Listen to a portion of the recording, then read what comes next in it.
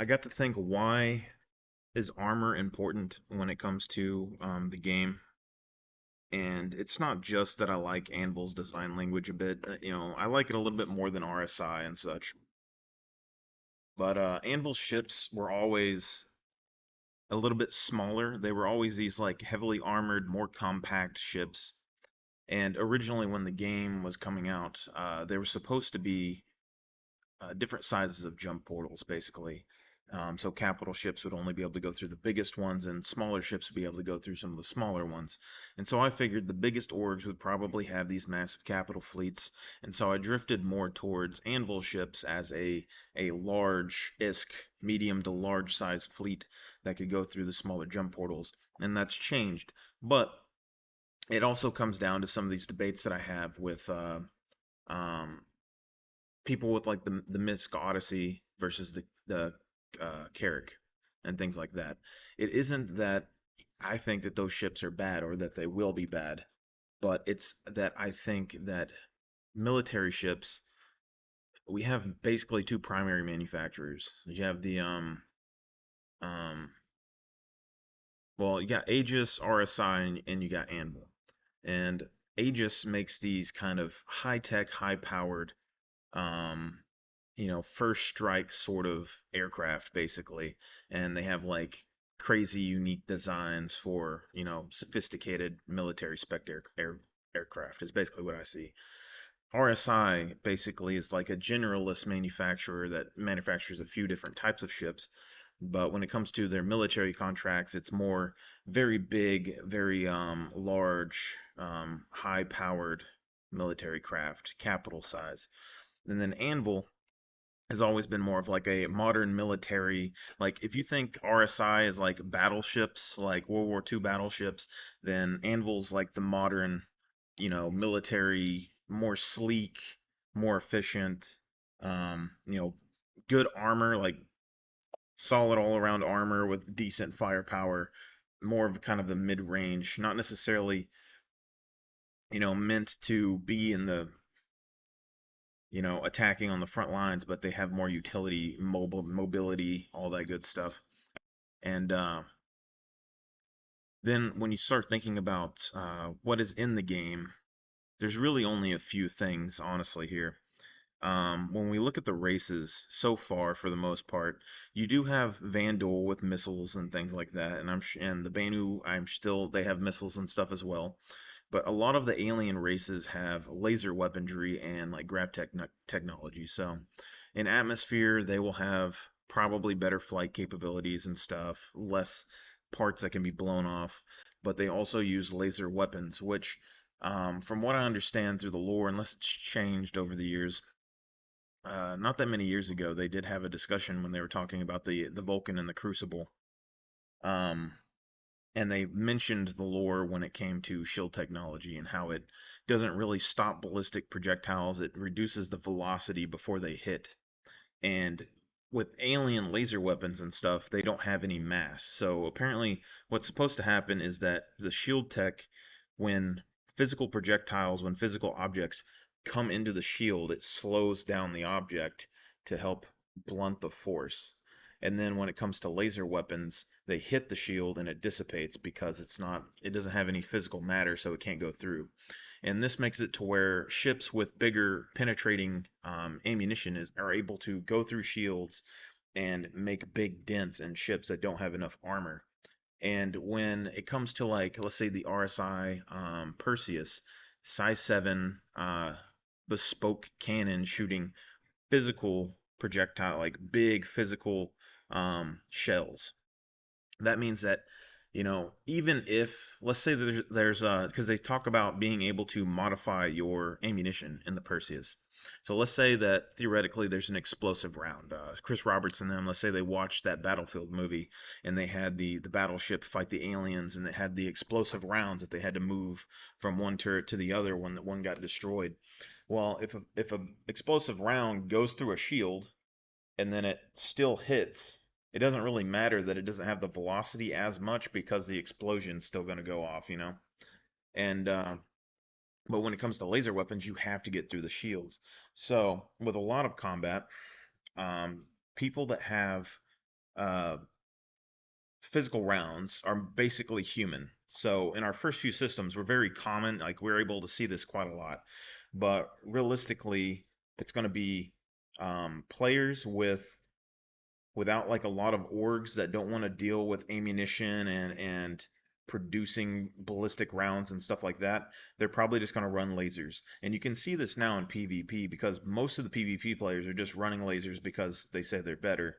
But with engineering and stuff coming down the line, ballistics will have a point, I mean a purpose. And since ballistics take more logistics and supply and all of that, you can expect them to become pretty good in the future, I would assume. Now, I'm not saying this is a one-stop shop for all alien, ships and things like that, because alien ships, as we've seen, actually even get bigger than the human ships. But when you go into combat, I expect most of the alien ships to have a lot of energy-based weapons, and they probably have quite a few missiles.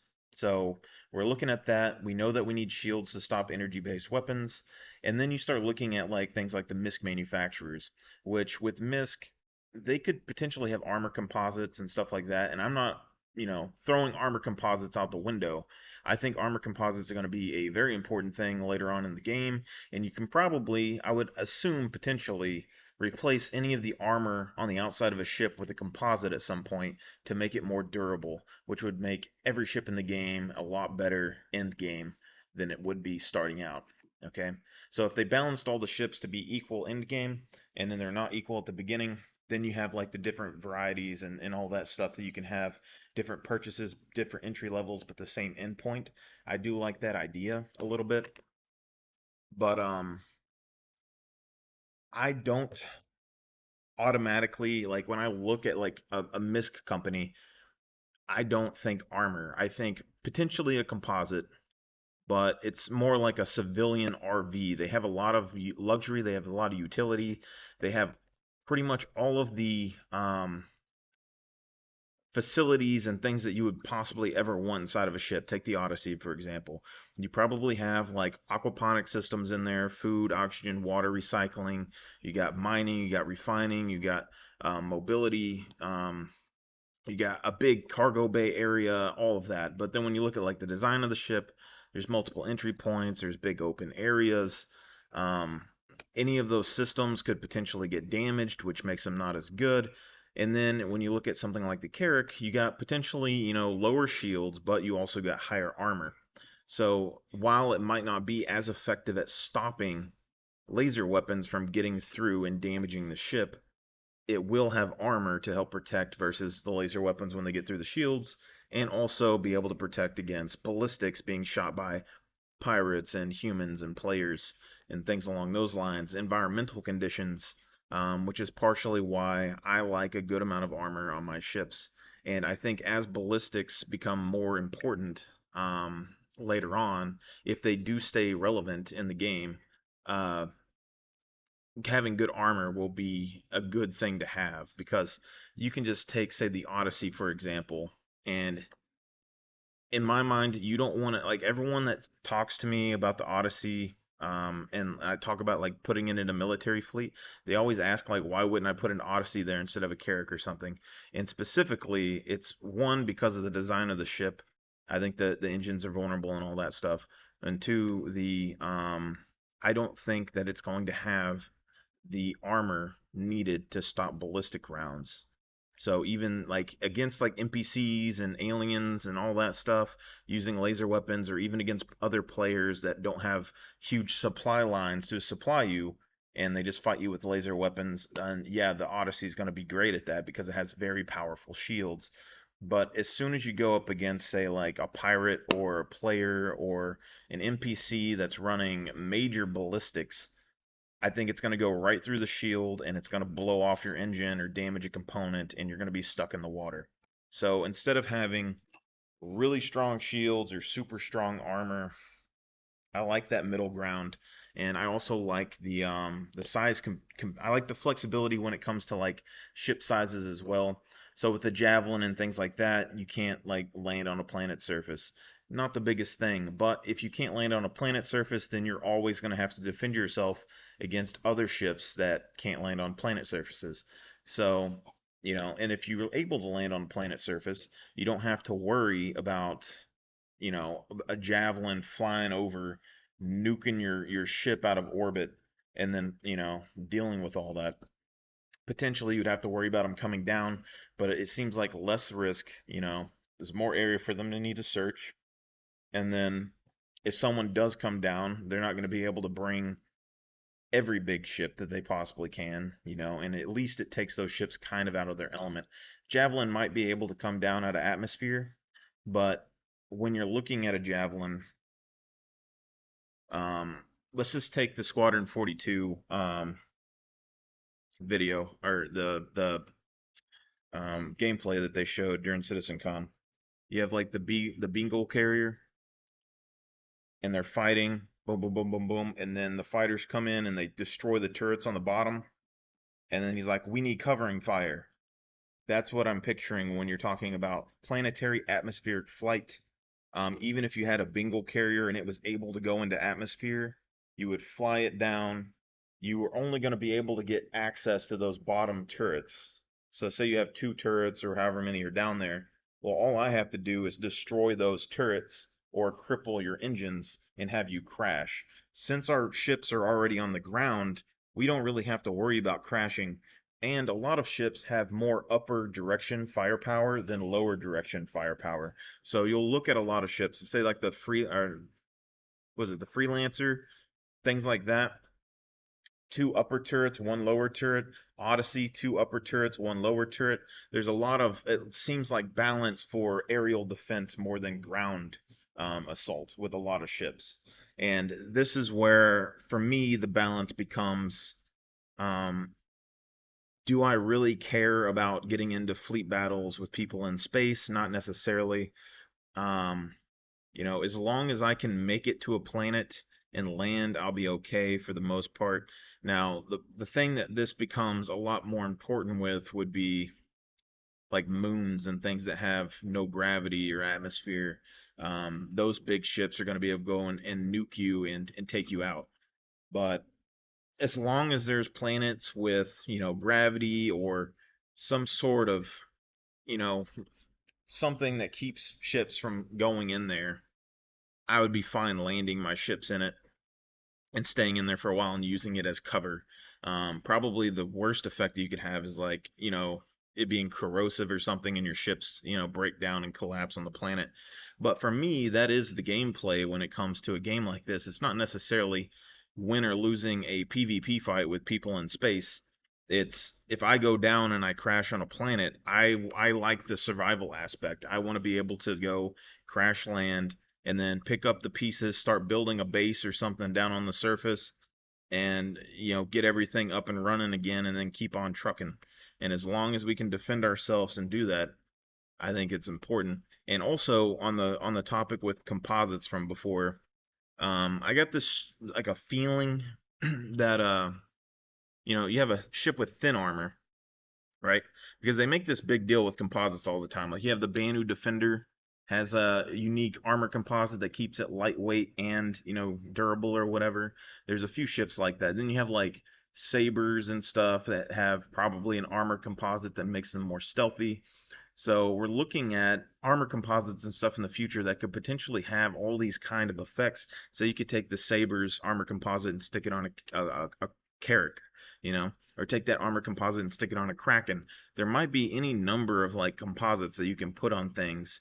But when we really look at some of these ships, so like the Drake ships, for instance, are built out of recycled material. So starting off, they could be like the lowest of the low with armor durability or whatever, but very, very easy to just repair with just any random material. And then when we look at anvil ships, for instance, I'm looking at, well, they have thicker armor. So let's say that me and someone else only have access to the basic, like most basic material that we can find on a planet to repair our stuff with. You repair yours, and then I repair mine, and I have twice as much armor on my ship than you do. Even though we have the same composite, I will have more protection. So me giving up my shields for that, I think is going to be fine, because you're going to have to get through my shields, then get through my armor, and then take me down. Where all I have to do is get through your shields, and then, cripple you, or I could just run ballistics, go straight through your shields, cripple your ship. And that's my basic idea when it comes to armor versus shielding and stuff in the game. I think very powerful shields are going to be very good for PvE players going up against PvE aliens and things like that for the most part. Maybe not pirates. And I think armor is going to be a lot better when it comes to dealing with bigger battles, missiles, and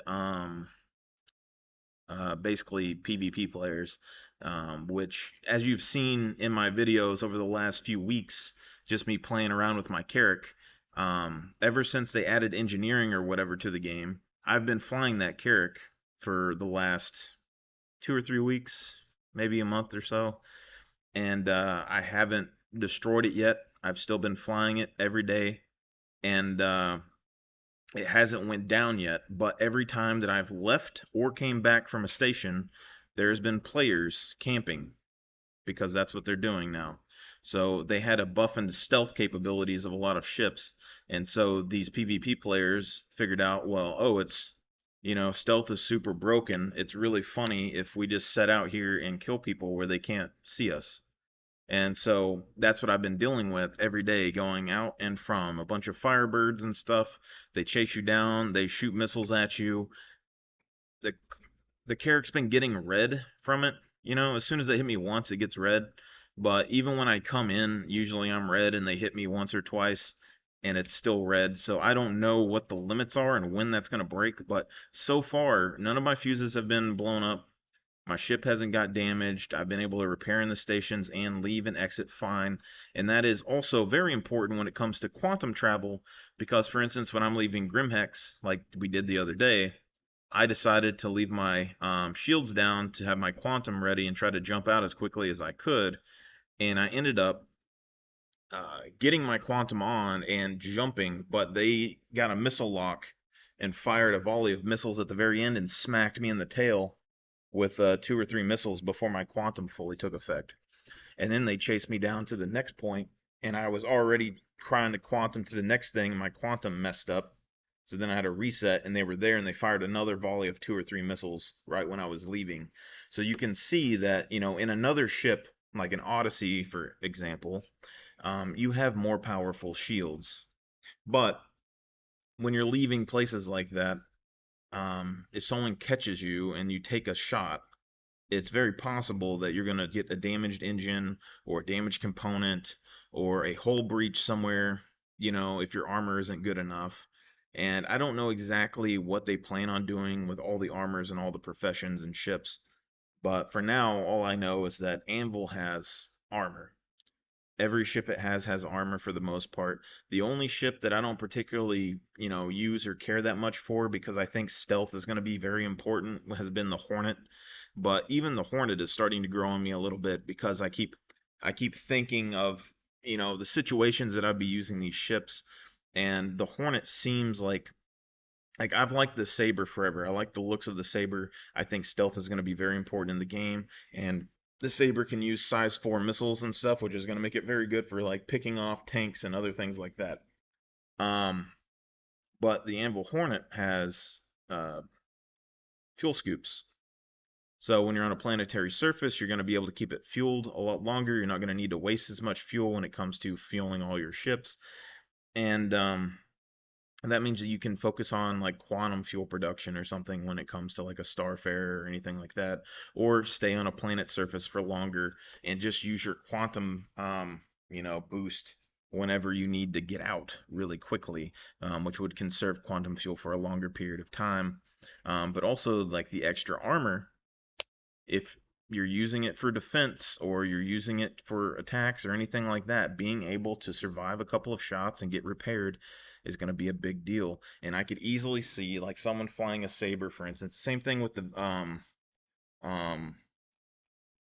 the Vanguard. The saber and the Vanguard both have those foldy out wings. If one of those wings gets shot off, that ship's going to crash when atmospheric flight's coming in, compared to like an Anvil Hornet has 2 wings basically on the side, and they're a little bit thicker, a little bit more armored. So if that wing does shear off, you potentially have a secondary wing that could help you kind of glide back down and land. And so now I'm looking at the Hornet more as a defensive ship when it comes to my fleet because I don't plan on really using the Hornets that much. But when we look at like Squadron 42 and all that, and they've said that we've been able to earn a lightning, then potentially I could just have a couple of people with lightnings after Squadron 42 is done, put them on the ship, and then just keep those. And I think they have fuel intakes as well. They have more guns. I believe they have a couple of wings. I'd have to double check. But if it's armored at all, it could be a very important ship. And I mostly just want a couple of bigger ships for strategic drown attacks on my fleet. So most of my stuff in my fleet, I don't really care about large numbers. It's pretty much basically about specific tools that you can call in for specific threats on the ground, and I don't have time or like enough space for a lot of fluff. If we were doing a full attack fleet, then yeah, I could just go and cram as many fighter jets and stuff as I want on top of a Kraken and be perfectly happy and be able to attack somebody with like 50 fighters. But I don't really care about 50 fighters, and I don't really care about massive engines. I don't really care about massive shields. I don't really even care that much about massive guns, but I do care about having specific tools to take out specific threats and being able to compile that into as small of a package as I possibly can with like enough utility. So hopefully that answers the question a little bit. Um, I think armor is very valuable, so can't really compete with it. And also anvil ships, a lot of them are designed to like crash land. I don't really know exactly if it's was planned that way or not, but like there's lore, a lot of lore about anvil ships taking critical damage, crash landing, and their crew being fine. And when I think about that, and I think about reputation and people wanting to conserve their life for their reputation in the future, to me that's pretty important. I like the thought of keeping the reputation in our party safe, making people who care about their life feel a little bit better, but also just surviving in general if you do happen to crash land. Like if a Cutlass gets shot down and you crash from like 1,000 feet in the air and you probably blow up, then that sucks. But a Valkyrie get shot down, crash, usually you survive. Terrapin, usually you survive. Legionnaire, I would assume, usually you're probably going to survive. There's a lot of ships that I think structurally are made to crash land on a planet and absorb a lot of damage. And the same thing goes with like ground vehicles. The Anvil ground vehicles are bigger, heavier, more armored, probably going to absorb more damage than, a rover or something like that. So right now our fleet uses a lot of rovers, um, pretty much for everything. But in the future, I could easily see replacing those with anvil vehicles because, why would you not have bigger shields or bigger armor on your ground vehicles? And especially when ballistics become, I feel like ballistics days they're coming pretty soon. So it'd be something to look out for. Even if like ballistics aren't necessarily good versus the same threat level, the fact that they'd be good versus like things lower than it would also like just be very good. Like even I've been thinking like this for a while, like the Carrack or whatever was probably going to be like the only ships in my fleet that I would really care to have laser-based weapons on that much because they're exploration ships and they might be out by themselves for a while. But if you put ballistics on them, like how fast could you shred a target? So like right now, a lot of like Corsairs and things like that, a lot of them are running like laser cannons, um, which is good. But if you were able to wrap around on a target, you know, and deal damage to them. Like, could they afford to run laser cannons if you could cripple them at any point? And since the Buccaneer or the Corsair doesn't have as heavy a armor as some of the other ships, you might be able to trade shots with them when it comes to laser-based weapons and stuff. And if that becomes the case, it might force them to have to start running ballistics as well to try and deal with you before you could actually get around to them.